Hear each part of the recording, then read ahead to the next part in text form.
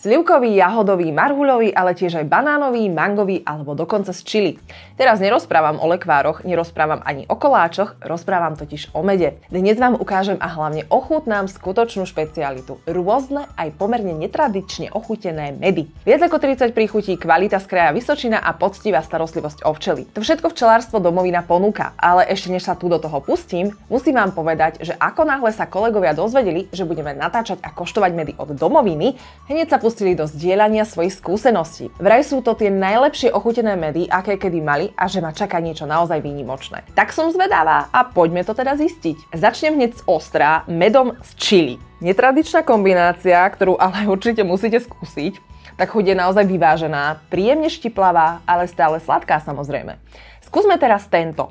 Med s citrónom a s prírodnou spirulínou, vďaka čomu je vlastne tá farba toho medu modrá, čo som ešte doteraz nikdy nevidela a stavím sa, že ani vy nie. Mne hneď pri pohľade na tú farbu hlavou prebehla školská scéna, kedy si dieťa nadšene rozbalí desiatu a ukazuje spolužiakom ten naozaj cool modrý med. Za mňa z neho môže byť nápadito urobená sladká, ale zároveň aj zdravá desiata pre deti, ktorá z nich urobí hotové hviezdy. Zaujíma ma akurát, či po ňom bude mať aj modrý jazyk. No a ešte je tu ďalšia príchuť, ktorá ma láka. Táto tmavá, takmer až čierna farba patrí medu s avokádom. A ako chutí? Škoda, že tu nie ste so mnou.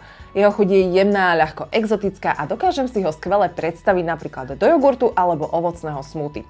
A ešte vám ukážem aj tento med s malinami. Podľa Jozefa a Alenky, včelárov z včelárstva Domovina, je tento med s veľkým náskokom najpredávanejší. Podľa mňa je to preto, že má unikátnu, avšak jemnú ovocnú príchuť, ktorá sa hodí na desiatu a aj na varenie. Napríklad také palacinky alebo raňajkové lievančeky musia byť s týmto medom naozaj skvelé. Nuž a po tejto ochutnávke dávam zapravdu svojim kolegom. Toto naozaj nie sú len obyčajné medy, toto je skutočný zážitok. Včelárstvo Domovina robí medy jednoducho inak. Starajú sa o včely s veľkou láskou, medy vyrábajú na Vysočine a prichádzajú s neuveriteľnými kombináciami chutí, ktoré som práve ochutnala aj ja a som príjemne prekvapená. Ak máte radi med ako taký, toto rozhodne musíte skúsiť tiež. A aby som nezabudla, na webe Včelárstva Domovina majú skvelú sekciu s receptami. Nájdete tam návody na domáce nanuky, palacinky, medové perníčky, jarný mazanec alebo horúcu jablčnú limonádu. Tak sa mrknite a inšpirujte sa. Ja už teraz viem, že si malinový med určite šupnem na palacinky, kakaový prihodím do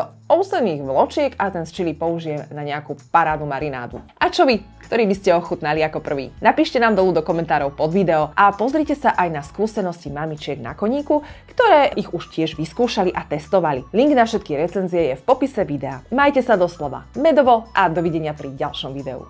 Ahoj! Modrý koník SK. Sprievodca tehotenstvom a materstvom.